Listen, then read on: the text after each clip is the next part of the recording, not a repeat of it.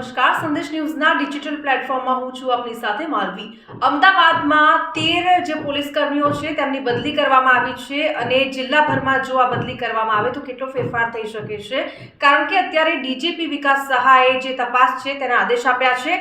દરેક પોલીસ કર્મી છે તેના જે મિલકતો છે તેની તપાસ કરવામાં આવી રહી છે। જો કોઈ પણ વધારાની મિલકત મળી આવશે તો તેને લઈને ગુનો પણ નોંધાઈ શકે છે। આ પ્રકારની વાત ડીજીપીએ કરી છે। ત્યારે વધુ વિગતો મેળવીશું વિવેક પાસેથી। ચોક્કસ માલવી, ગયા મહિને જે રીતે વાત કરીએ તો અમદાવાદના જે 13 વહીવટદારો છે તેમની બદલી કરવામાં આવી છે અને આ બદલી જિલ્લા બહાર કરવામાં આવી છે, એટલે કે અમદાવાદ શહેરની બહાર આ બદલી કરવામાં આવી છે। છેલ્લા ઘણા સમયથી એવી ફરિયાદો ઉઠી હતી કે અમદાવાદ શહેરની અંદર અલગ અલગ વહીવટદારો કે જે લોકો તોડ કરતા હોય છે અને લોકો પાસેથી રૂપિયા ઉઘરાવતા હોય છે। આ બાબતને લઈને ડીજીપી સુધી એક ફરિયાદ ગઈ હતી અને એક આખી ટીમનું સર્જન થયું હતું અને તેમાં અલગ અલગ જે પોલીસ કર્મી છે તે લોકોના નામ પણ સામે આવ્યા હતા। તે લોકોનો ડીઓ કર્યો, એટલે ડીઓ મીન્સ કે જિલ્લા બહાર તે લોકોની બદલી કરવામાં આવી હતી।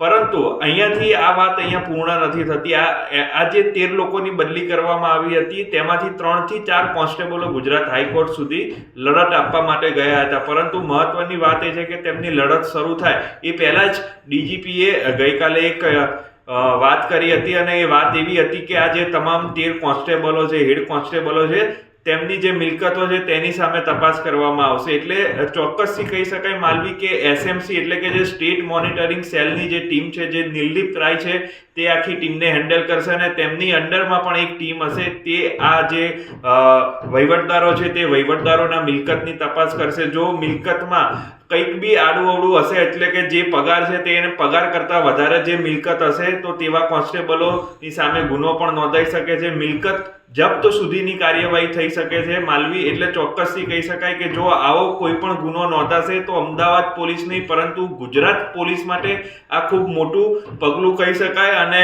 જે ડીજીપી વિકાસ સહાય છે તેમણે આ ખૂબ મોટું પગલું લીધું છે અને પોલીસમાં પણ એક ગણગણાટ શરૂ થયો છે કે જો આ રીતનો ગુનો નોંધાશે તો અન્ય જે પોલીસ કર્મીઓ છે એ લોકો પણ તોડ કરતા અટકી શકે છે માલવી। બિલકુલથી વિવેક, એટલે જે પ્રમાણે અત્યારે સૌથી મહત્વની વાત તો એ છે કે આ તપાસ છે તે સ્ટેટ મોનિટરિંગ સેલ એટલે કે એસએમસી ને સોંપવામાં આવી છે।